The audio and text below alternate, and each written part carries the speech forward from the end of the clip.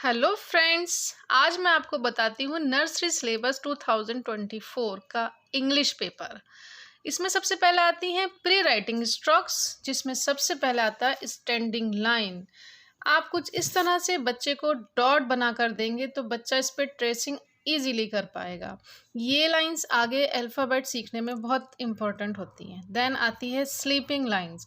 Sleeping lines आप कुछ इस तरह से बच्चे को देंगे, डॉट डॉट बना कर देंगे तो वो आराम से इसको ट्रेस कर लेंगे।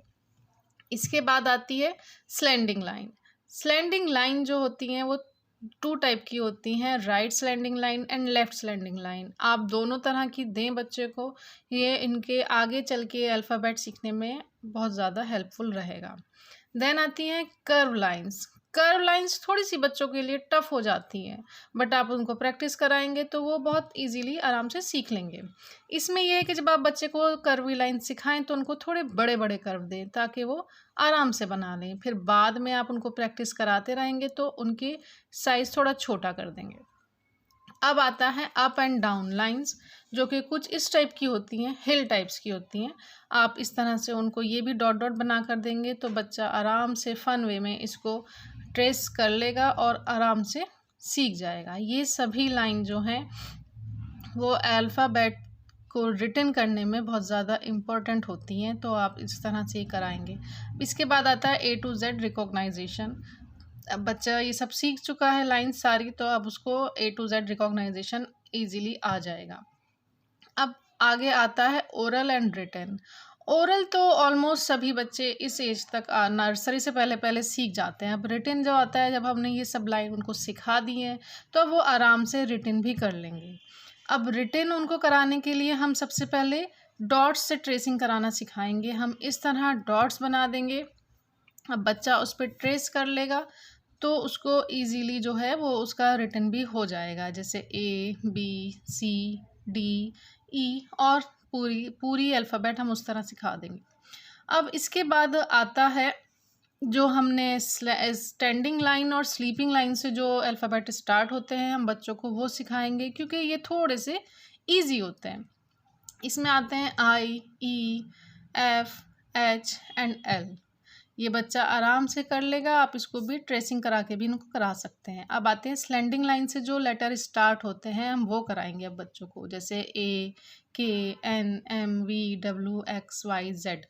इसके बाद आता है कर्व लाइन लेटर्स, जिन लेटर्स में कर्व यूज़ होते हैं, अब हम उनको वो लेटर्स कराएंगे, जैसे कि BCDJOPQRS एंड U। अब जब बच्चा सारे अल्फ़ाबेट सीख चुका है यहाँ पर आकर, तो अब हम उनको कराएंगे कि look and write first letter. अब वो पिक्चर देखेंगे और वो पिक्चर किस लेटर से आती है उसका फर्स्ट लेटर लिखेंगे। जैसे एप्पल आता है A for apple. Then this is the ball, ball आती है B से, B फॉर बॉल। अब इसके बाद आता है कि matching the picture with alphabet. अब यहाँ पे इनको हमने पिक्चर के साथ अल्फ़ाबेट भी दिए हैं, जिसमें जो सही अल्फ़ाबेट है उस पिक्चर से उसको ये बच्चे मैच करेंगे। जैसे ये एप्पल है तो एप्पल को A से मैच करेंगे एंड फिश को F से मैच कर देंगे। इस तरह बच्चे की प्रैक्टिस कराएं।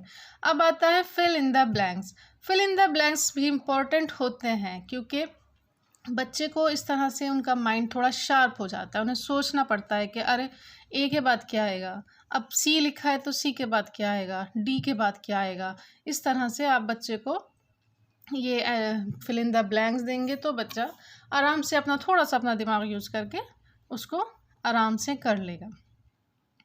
इस तरह से I के बाद J।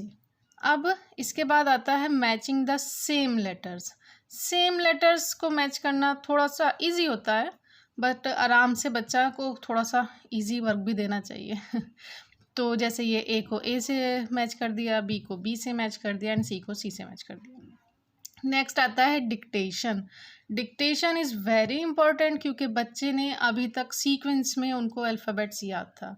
अब जब आप उसको डिक्टेट करेंगे, अलग अलग अल्फ़ाबेट अलग टाइम पे दे देंगे उनको, तो उनको अपना दिमाग लगाना पड़ेगा, सोचना पड़ेगा कि अरे ये कैसे बनता है, अरे ये कैसे, तो वो आराम से कर लेंगे। उनको मतलब वो उस सही से अल्फ़ाबेट्स कर लेंगे। अब आते हैं फ़ोनिक साउंड्स।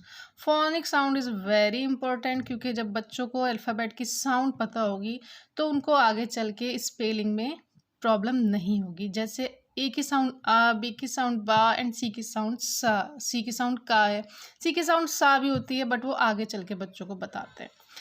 देन लास्ट आता है English rhymes. Rhymes is also very important.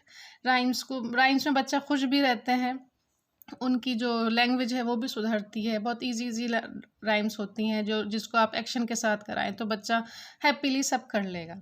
तो ये था इंग्लिश का सिलेबस। अब नेक्स्ट वीडियो में मैं आपको बताऊंगी मैथ्स का सिलेबस। तब के लिए